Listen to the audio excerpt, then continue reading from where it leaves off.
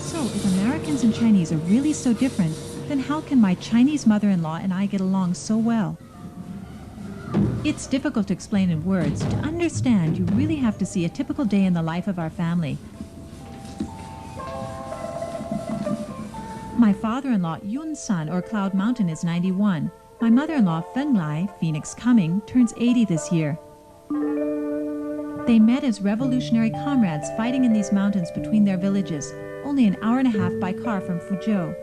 Quietly beautiful today, whenever we pass these mountains, I often think about the many dangers they faced as guerrillas here, nearly half a century ago. My mother-in-law tells the story of their romance in her typically no-nonsense style. When I joined the revolution, my friend Su Hua led us to his home. 100 guerrillas slept on the second floor.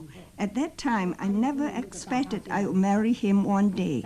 But my husband was already dead, and Rao's wife passed away in 1952.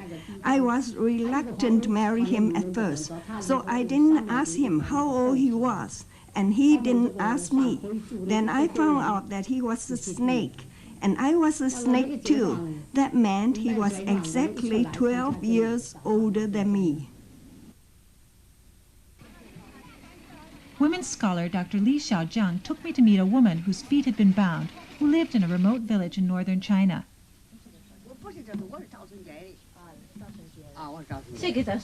Did you work outside home? Why, they wouldn't even let me out the door. Is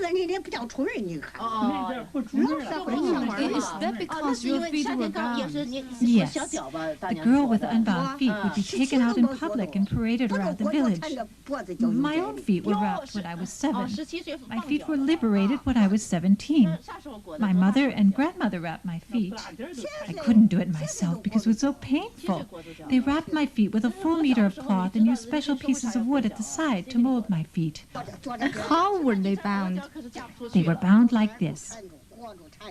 As my uncle sat in the room, my mother very cruelly wrapped my feet. I cried, of course.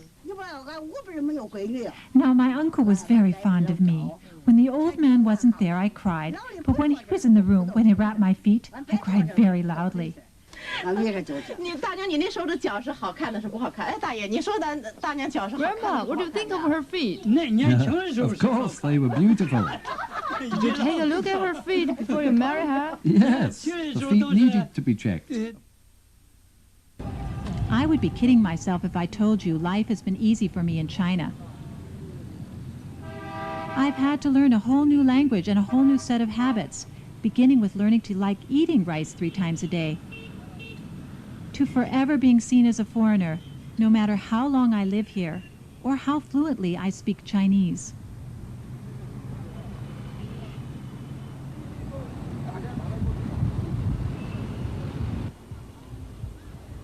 China and America are different, but not as different as I thought when I first came to China.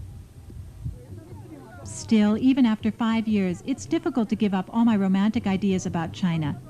It's a habit I find hard to break, because we all treasure what's exotic and unusual. A whole tourist industry feeds on such a need. But after talking to women from the countryside, as well as in the cities, it's impossible to ignore the truth that the longer I live in China, the more and more I feel Chinese and American women, or men for that matter, are becoming more and more alike.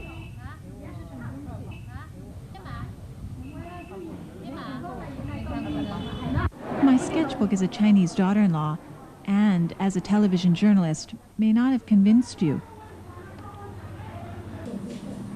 There's really no substitute for seeing for yourself.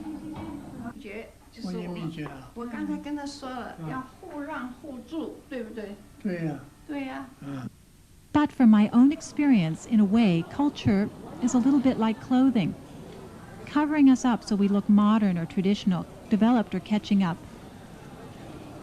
But underneath, we're really all the same. Just the way I look, in fact, to many Chinese. Foreign on the outside, but really not quite as different as everyone here may think. So that's what I think about my life in China so far and about women in China today. It's like what I write in every letter home to my mother and father. There's still a ways to go, but we've come a long, long way.